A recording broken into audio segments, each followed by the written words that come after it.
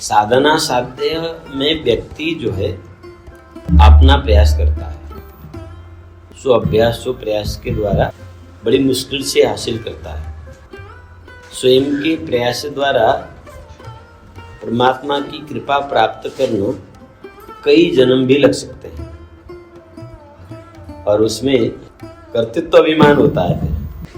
तो कर्तृत्व अभिमान जब तक आएगा तो उससे भगवत कृपा भगवत शरणागति प्राप्त नहीं हो सकता। भगवत मार्ग जो है किसी भी प्रकार के कर्तापन का अहंकार नहीं होना चाहिए। जहाँ कर्तापन के अहंकार हुआ हम भगवत कृपा से बहुत दूर हैं, कोसों कोस दूर हैं। और जब आप प्रयास करते हो तो ऐसा हो ही नहीं सकता कि वहाँ कर्तृत्व अभिमान ना आए। हाँ? आप प्रयास करो और कर्तृत्व अभिमान ना आए, ऐसा हो ही नहीं सकता। और प्रयास करने के लिए, स्वयं के प्रयास करने के लिए सबसे पहले विषय विज्ञ होना जरूरी है। विषय विज्ञ समझते हैं ना, उस विषय की विज्ञता चाहिए। और दूसरी निरंतरता चाहिए। तीसरा स्थिरता चाहिए। चौथी धैर्यता चाहिए। पांचवी फल का त्याग होना चाहिए। मतलब हमने इतना किया, अब तक क्यों कुछ नहीं हुआ, हमें ये होना चाहिए था। हमने इतना जाप किया, इतना ध्यान किया, इतना तप किया, फिर भी मेरे कमर में दर्द है, फिर भी मेरे घुटने में दर्द है, फिर भी मेरे जो है लोगों के बीच में सब काम बिगड़े हैं। सबसे पहले हम साधना करने के बाद में हमारा मनोवृत्ति हमारी भौतिक पदार्थों में चली जाती है। वो स्वास्थ्य पर आशा करता है कि मैंने साधना किया तो मेरा स्वास्थ्य खराब नहीं होनी चाहिए। मैं चाहे जैसे उठूं, जो मर्जी खाऊं, जैसे मर्जी दिनचर्या निकालूं, मनमाने करूं और स्वस्थ रहूं। क्यों? मैंने साधना किया है, ज्योत जलाई है, जाप किया है, ध्यान किया है, योग किया है, आदि आदि, पूजा किया, हवन किया है। दूसरा, मेरा काम बनना चाहिए, जो मैं चाहूं, चाहे वो गलत हो, अन्यायपूर्ण हो, विधिहीन हो, समय विपरीत हो, कैसा हो, बस जो मैं कर रहा हूं, जो मैं चाह रहा हूं, वो सहज हो जाना है, सहज चाहिए। अब नहीं होता है तो अरे इतना जाप किया फिर भी मेरा काम बिगड़ रहा है, इतना ध्यान किए, ये ध्यान से मुझे क्या फायदा होगा, इतना दान किए, मंदिर में गए, पूजा लगाए, क्या फायदा हुआ? शत्रु बढ़ रहे हैं, दुकान नहीं चल रही है, अपनी वर्चस्व नहीं बन रहा है, अहंकार की पुष्टि नहीं हो रही है, तो पूजा करके क्या फायदा? बोले सब बकवास है। अब उल्टी बुद्धि आने लग जाएगा। तो साधना में ये सब लोग की इच्छाओं की त्याग होना बहुत जरूरी है। भगवत साधना की मतलब ये नहीं है कि आप रोजमर्रा को पुष्टि करो, उसके लिए साधना नहीं है। साधना के द्वारा ये सब प्राप्त करना मूर्खता है, क्योंकि ये तो सांसारिक वस्तु जो है आपकी कर्म और आपकी प्रारब्ध के द्वारा जो मिलना है वो मिलेगा।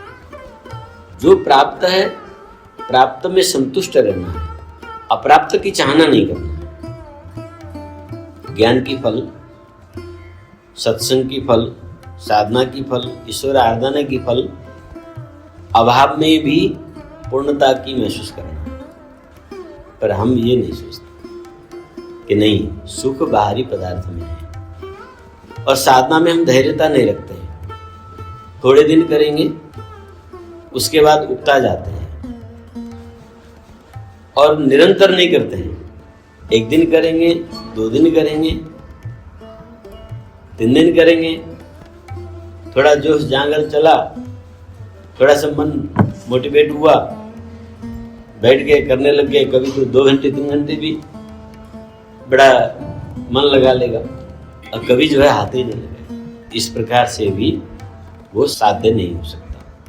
तो निरंतरता चाहिए और धैर्यता चाहिए, फल की आशा नहीं करना, और जीवन की ये स्वभाव बनाना है कि हमने पवित्र मनुष्य देह भारतवर्ष में प्राप्त किया है, तो ये भगवत प्राप्ति के लिए है। भगवत आराधना मेरा जीवन का एक कर्तव्य है।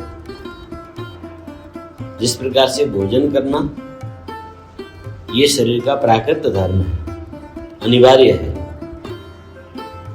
और भोजन को व्यवस्था करना ये हाथों का कार्य है। उसी प्रकार से इष्ट आराधना भी हमारे जीवन का एक हिस्सा है। ये विवेक व्यक्ति में आना जरूरी है। इसलिए नहीं है कि हम पूजा करेंगे, भक्ति करेंगे तो मेरी भौतिक संसार अच्छा होगी, अच्छा हो या बुरा, क्योंकि भोजन तो हम किसी भी अवस्था में नहीं छोड़ते। हम व्रत बैठते हैं तो फलाहार खाते हैं, घर में कोई मरण होता है तो भी हम बिना नमक के भी खाना पड़े तो भी खाते हैं। हाँ, रोते जाते हैं फिर भी खा लेते हैं। कोई व्यक्ति अपराधी हो, फांसी भी देना पड़े तो उसको पेट भर के खिला के फांसी दिया जाता है। तो जिस प्रकार से भोजन के बिना यह शरीर नहीं रह सकता, ये जीवन का, जीवित प्राणी का, देहधारियों का अनिवार्य है, उसी प्रकार से मनुष्य का इष्ट आराधना भी अनिवार्य है। पर भोजन जीवित रहने के लिए की जाती है, भजन जन्म सफल करने के लिए की जाती है। हम जो कुछ प्राप्त कर रहे हैं, सुख व दुख, ये हमारी ही कमाई हुई, एकत्रित की हुई प्रारब्ध की फल है। हम जो कर्म करते हैं वर्तमान में, प्रत्येक क्षण हमारी 5 चेष्टाएं चालू रहता है। हमारी जो 5 ज्ञानेंद्र हैं, इनमें 5 चेष्टाएं होती है। हम 5 ज्ञानेंद्रियों से एक साथ 5 विषय को ग्रहण करते हैं, और 5 ज्ञानेंद्रियों से, 5 कर्मेंद्रियों से 5 प्रकार से हम क्रिया भी करते रहते हैं। ये 2 कार्य, ग्रहण करना और क्रिया करना, ये हमारा निरंतर चालू रहता है। यानी स्वप्न अवस्था में भी चालू रहता है, नींद की अवस्था में भी कुछ क्रियाएं चालू रहती हैं। इन सब चेष्टाओं से, जागृत, स्वप्न, सुषुप्त, इन तीनों अवस्थाओं से हम अपने संस्कार को एकत्रित करते हैं। वो भीतर संचय होता ही रहता है, और वो जो संचय है अलग अलग समय में अलग अलग आकार लेता है। जैसे ये जो 84 लाख योनियां बताई जाती है, वो कैसे निर्माण होता है पता है आपको? ये विज्ञान आज तक किसी ने नहीं कहा, और इस प्रकार से सीधे व्याख्या शास्त्र में भी नहीं है, पर मैं शास्त्र से बाहर भी नहीं बोल रहा हूँ, और बिल्कुल सत्य कह रहा हूँ कि व्यक्ति 84 लाख योनि में मनुष्य देह छोड़ने के बाद चला जाता है। ये सब कहते हैं कि एक बार मनुष्य देह छूटने के बाद 184 के वो जो है चक्कर काटता है, और बार बार चक्कर काटता है। तो कबहू की करुणा करी नर देही, परमात्मा कभी कृपा करके उसको मनुष्य से ले देता है। तो लोगों को मानना है कि मरने के बाद 84 लाख योनियों में परमात्मा डाल देता है। ये गलत बात है। परमात्मा किसी को भी किसी भी योनि में नहीं डालता है। हम खुद ही मनुष्य शरीर में रहते हुए वह योनि अपने अंदर तैयार कर लेते हैं। हमारी प्रत्येक क्षण की स्वभाव, रुचि, संकल्प हमारी अलग अलग भीतर की आकृतियां तैयार कर लेता है।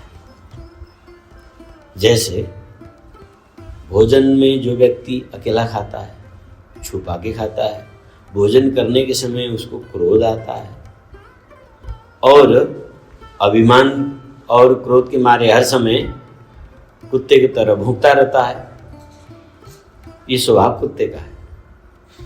हाँ?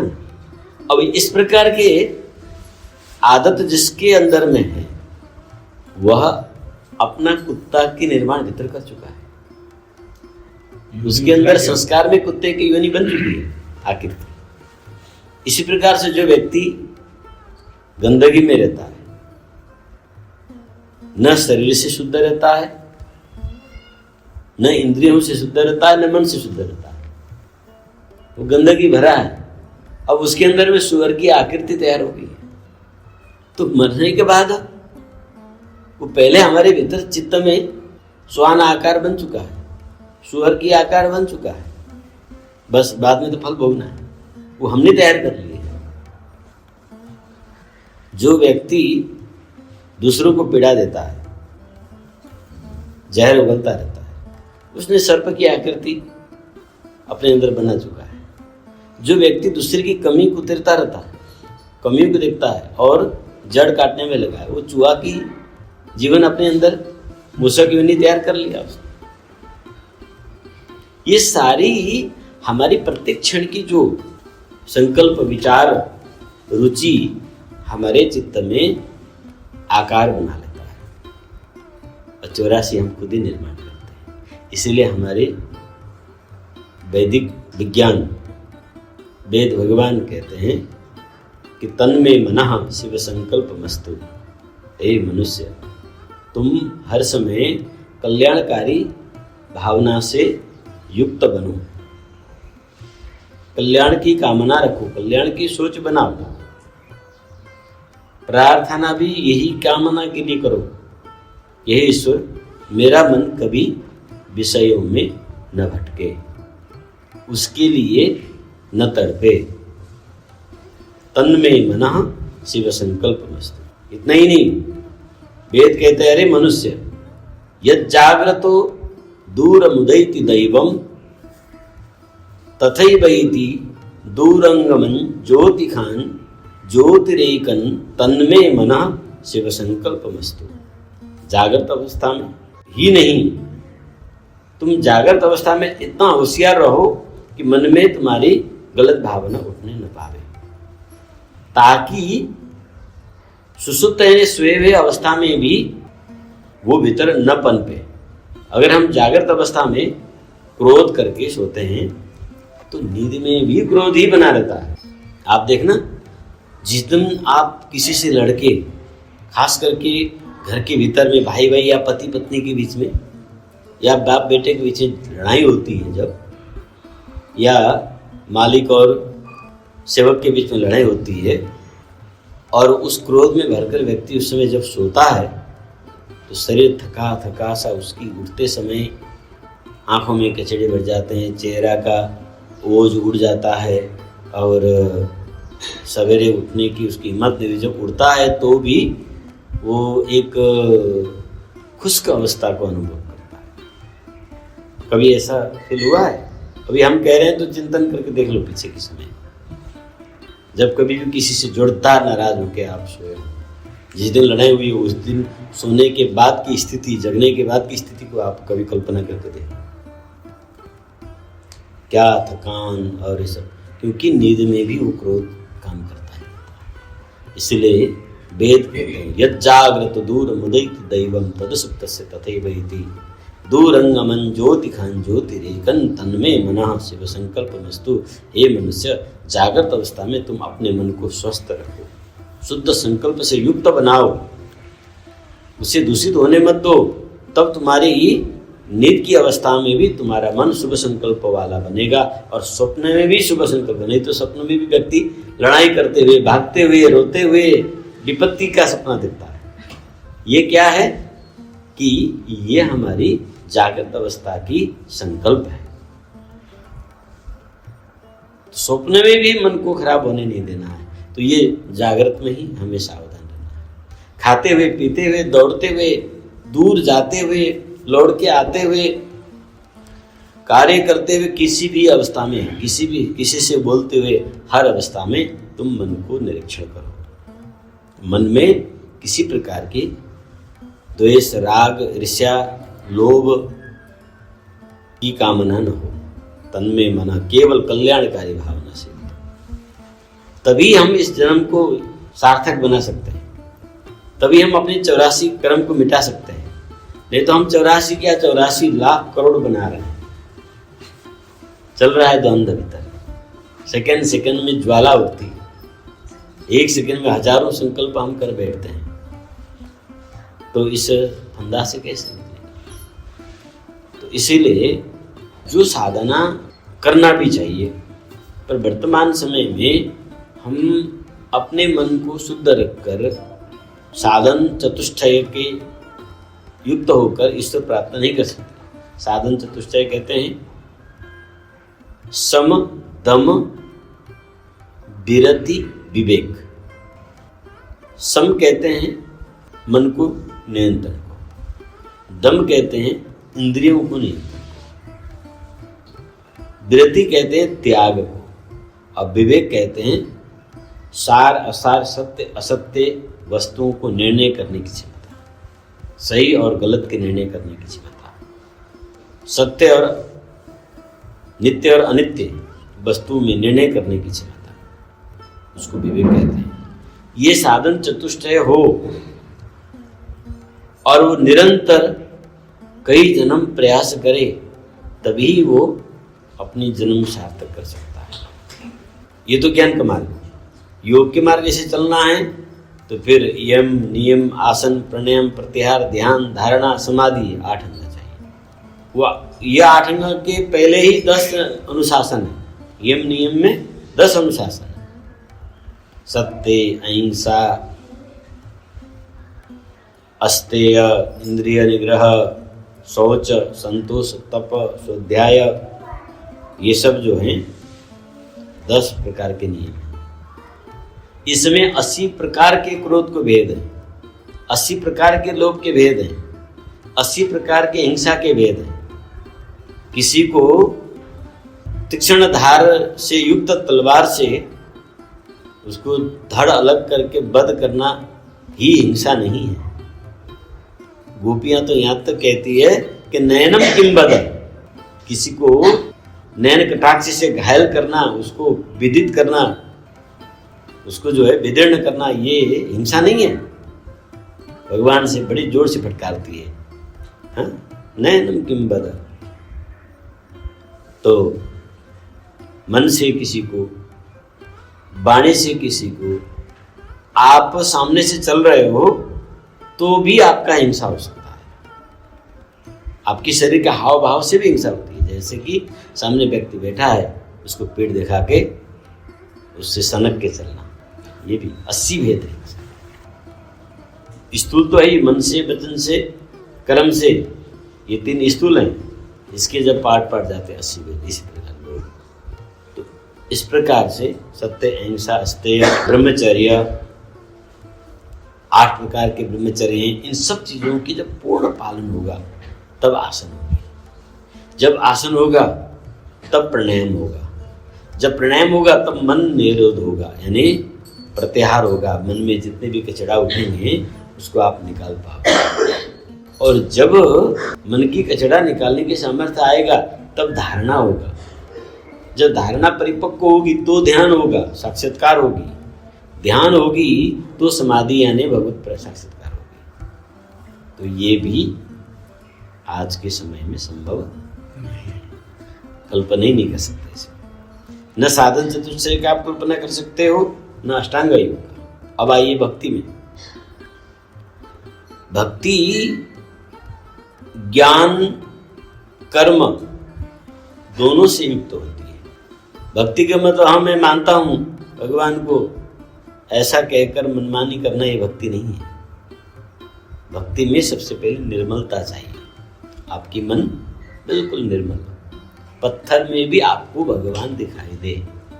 और की तो बात ही छोड़ो, सबसे पहले माता पिता में भगवान दिखाई दे, वो विकसित हो जाए और गुरु में भगवान दिखाई दे, वो इतना विकसित हो जाए कि हर प्राणियों में भगवान दिखाई दे, और वो इतना विकसित हो, जीवित प्राणी में तो भगवान दिखना सहज है, और दिखे जड़ में भी भगवान उसको दिखाई दे। ये तभी संभव है जब आपका मन निर्मल है। इसलिए कहते हैं ना, मन चंगा तो कसौटी में गंगा। मन चंगा हो, मन निर्मल हो, तो कण कण में भगवान, तो ही भक्ति होती है। पर कहाँ, हमारे मन तो इतनी दूषित है, हम अपने माँ में दोष देखते हैं, पिता में दोष देखते हैं, बड़े भाई बहनों में दोष देखते हैं, और पूज्य जनों में दोष देखते हैं, गुरु में दोष देखते हैं, फिर भगवान में दोष देखते हैं। हाँ, इच्छा हुआ, मंदिर में ढोक लगाने गए, छोटा सा काम बन गया, अरे ये तो देवता बहुत साक्षात है ना, दूसरी बार भी जाएंगे, तीसरी बार भी जाएंगे, तीसरी बार गया, काम नहीं बना, अरे कुछ नहीं, पत्थर है। तो ये भक्ति नहीं है। आज किसी चमत्कारिक व्यक्ति के पीछे लोग टूट पड़े हुए हैं, ये न कोई आस्था है, न श्रद्धा है, न भक्ति है, नहीं विश्वास है, कुछ भी नहीं है, केवल अभिलाषा है। आशा के मारे दौड़ते हैं, ये आशा के मारे हुए कर्म फुटी हुई लोग। और किसी के पूजा कर देने से, किसी के भविष्यवाणी कर देने से, कोई आपके मन के विचार पकड़ लेने से उसकी कल्याण नहीं होता, उस दुख की निवारण नहीं होती। उसके लिए आपको स्वयं को जानना होगा, कर्म को जानना होगा, और ये केवल सद्गुरु करा सकते हैं। ये केवल सत्संग से प्राप्त होता है, और उस प्रकार की साधना करनी होती है, तभी संभव है। स्वयं के अंदर में जब तक इस प्रकार की बोध न हो, तब तक नहीं हो सकता। तो भक्ति भी हम नहीं कर सकते, क्योंकि मन मलिन है। और योग ध्यान व ज्ञान भी हम ग्रहण नहीं कर सकते, क्योंकि चित्त चंचल है। तो हमारी कल्याण कैसे हो? तब एक ही मार्ग अंतिम में शेष बचता है, वह है कृपा की मार्ग। वह कृपा कोई व्यक्ति विशेष, कोई चमत्कार विशेष नहीं आता। ये सनातन परंपरा है, ये आदि परंपरा गुरु कृपा से आती है। ये बीच में से किसी व्यक्ति में शक्ति उठ गया, घुस गया, और वो कृपा करने लग गया और सबका होने लग गया, ऐसा नहीं होता।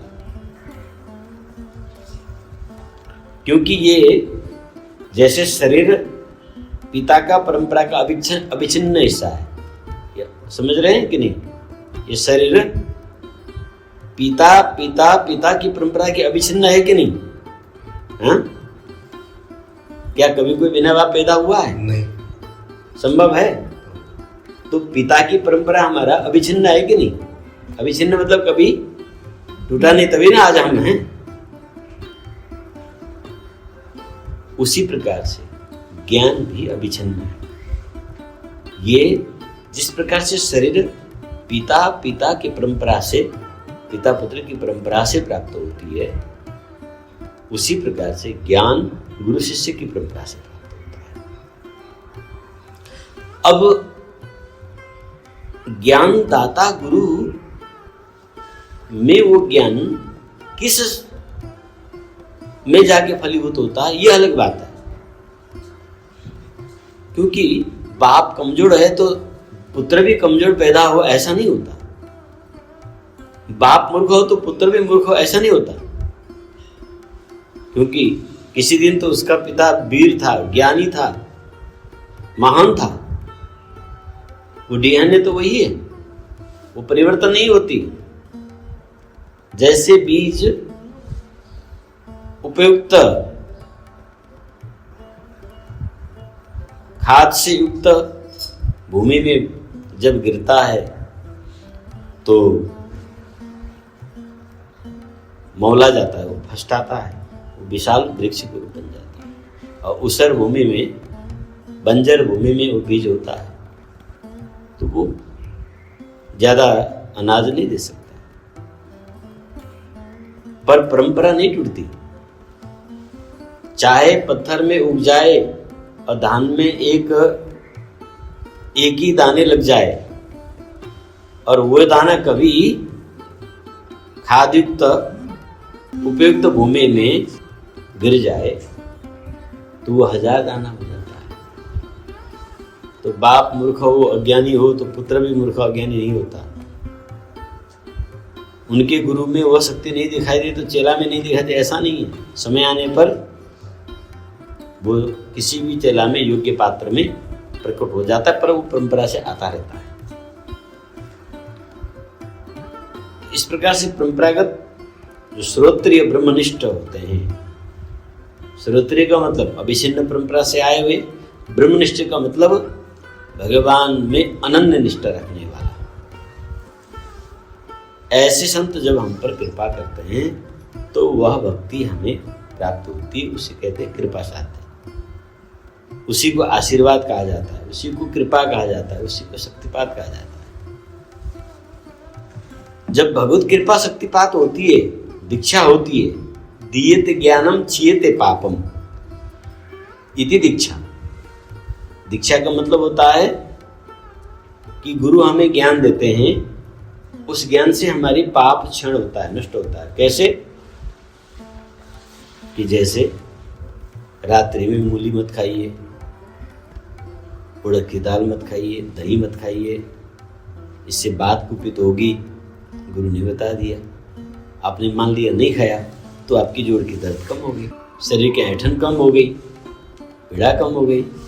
उसी प्रकार से एक एक कर्मों पर आपको गुरुदेव मार्गदर्शन करते जाते हैं। ये ठीक है, इसे कीजिए, ये आपके लिए ठीक नहीं, मत कीजिए, इसका परिणाम ये होगा। वो कर्म करना सिखाते हैं, सत्कर्मों के लिए प्रेरित करते हैं, मार्ग प्रशस्त करते हैं, हमें कर्मठ बनाते हैं, हमें सबल बनाते हैं, हमें सक्षम बनाते हैं, हमें विवेक से बुद्धि से युक्त बनाते हैं। ये मंदिर नहीं बनाता या किसी के चमत्कार ये नहीं बनाता, और साथ साथ में वो भीतर से हमें हमारी भीतर की सुसुप्त ऊर्जाओं को जागृत कर देते हैं। सोई हुई शक्ति भीतर से जागृत होती है और बाहर से गुरु ज्ञान के थप्पड़े देते रहते हैं। दोनों की जब संयोग मिलती है तो इस घोर कलिकाल के एकदम घोर अपात्रता के समय में भी पात्रता बन जाता है और योग स्वयं अपने आप सिद्ध होने लग जाता है, ज्ञान स्वयं सिद्ध होने लग जाता है, भक्ति भी सिद्ध होने लग जाती है। उससे कहते हैं महायोग, जिसके द्वारा ज्ञान सिद्ध हो, भक्ति सिद्ध हो, कर्म सिद्ध हो, भाव शुद्ध हो, बुद्धि तीक्ष्ण हो, चित्त स्थिर हो, मन निर्मल हो, उसे कहते हैं महायोग। अजपा जप शुरू हो जाता है, खाते पीते उड़ते बैठते हर समय आपके स्मरण में, आपके सुमिरन में राम नाम रिपीट होता रहेगा। ज्यों-ज्यों राम नाम का उच्चारण आपके भीतर चालू होगा, स्मरण, उसी प्रकार से राम के गुण आप में आने लग जाए और अनाहत में भी आपको नाम ध्वनि सुनाई देगा। इस प्रकार से अनाहत और अजपा के माध्यम से वह व्यक्ति का मन निर्मल भी हो जाता है, चित्त स्थिर भी हो जाता है। तो ज्ञान भक्ति योग तीनों सिद्ध हो जाते हैं, कर्म ये चारों सिद्ध हो जाते हैं। तो वह कृपा मार्ग किसी किसी विरले महापुरुषों के द्वारा प्राप्त होता है। पहले हमारे सभी महापुरुष सामर्थ्यवान थे, शिष्य समर्पित थे, इसीलिए जिसने एक बार गुरुचरण की सानिध्य प्राप्त किया वो पूर्ण हो जाता है। अब लोभी गुरु लालची चेला, दोनों नरक में ठेलम ठेला। तो ये कृपा मार्ग में जो है योग स्वतः सिद्ध होता है। हठ योग, मंत्र योग, लय योग, राजयोग, योग की 4 विभाग है, 8 अंग है, 4 विभाग है, 16 प्रकार है। प्रकार कितने हैं? 16। अंग कितने हैं? 8। अब विभाग कितने हैं? 4। हठो मंत्र लयो राज योग अंतर भूमिका क्रमात् एक एव चतुर्धायाम महायोगो विधीयते। ये 4 हैं, हठ योग, मंत्र योग, लय योग, राजयोग, ये 4 इसके विभाग हैं। 8 अंग क्या हैं? तो ये यम नियम आसन प्राणायाम प्रत्याहार ध्यान धारणा समाधि, 8 अंग हैं और 16 उसकी प्रकार है। ये सारे के सारे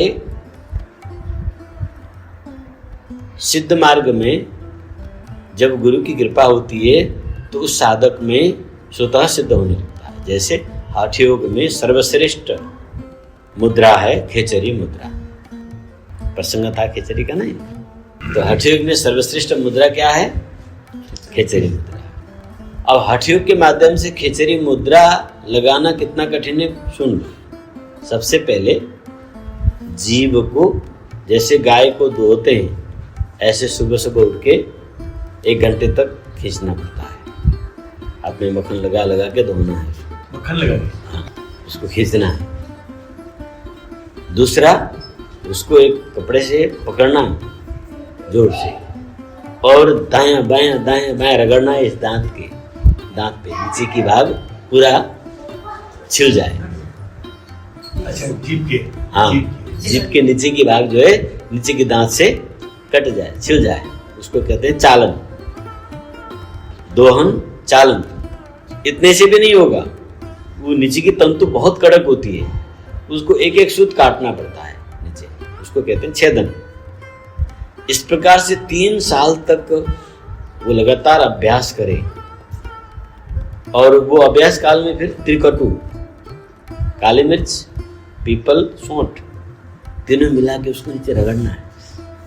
अब कटा घाव में मिर्च लग जाए तो सोच लो,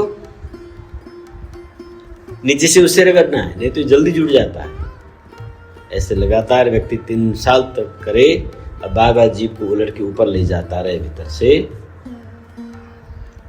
तो मुद्रा की आकार बन जाती है, पर खेचरी फिर भी नहीं होती। अब बरसों ध्यान की अभ्यास करे तब कहीं जाकर खेचरी लगता है ये। और खेचरी क्या है? खेचरो योगस्य जननी, खेचरी मुद्रा योग की मदर है, माँ है। उससे क्या होता है? उससे सारी योग प्रकट होती है, पर लगे तब ना। तो वो कठिन साधना हमारे इस कृपा मार्ग में न तो दोहन करना है, न छेदन करना है, न चालन करना है, कुछ भी नहीं करना।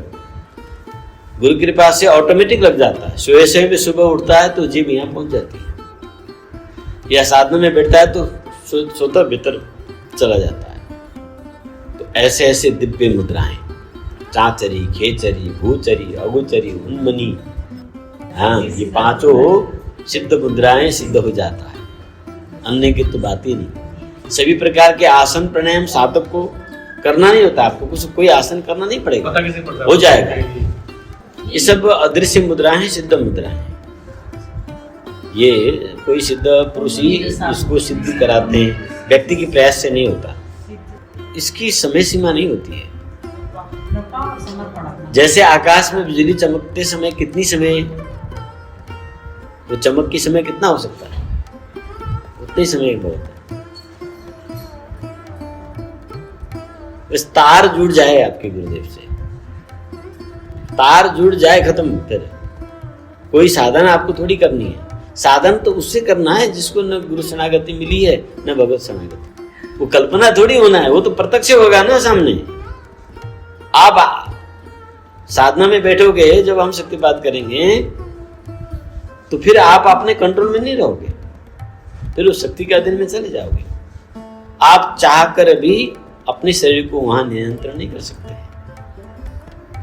महाशक्ति जिस आसन क्रिया प्राणायाम को चाहेगी, उसी दिशा में उसी प्रकार से आपका शरीर मोड़ना शुरू हो जाएगा। क्योंकि उस समय अपनी रुचि नहीं थी कि हम साधना करें और आगे बढ़ें।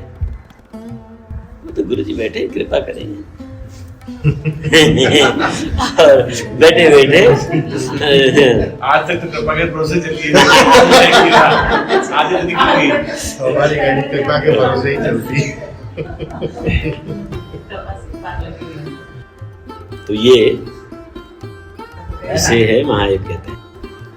आप आश्चर्य करोगे महेंद्र जी, आज मेरे यूरोप, अमेरिका, ऑस्ट्रेलिया, कनाडा सब क्षेत्रों में साधक की भरमार है। केवल दुनिया में एक ऐसा जीवित साधु है जिसके फोटो सामने रख के बैठ के प्रार्थना करने से या नाम लेने से उसके भीतर योग शक्ति जागृत हो जाती है। जो इस बात को अनुभव कर रहा है वो कर रहा है। तो ये हठो मंत्र लयो राज योग अंतर भूमिका क्रमात् एक एव चतुर्धायम महायोगो विधीयते।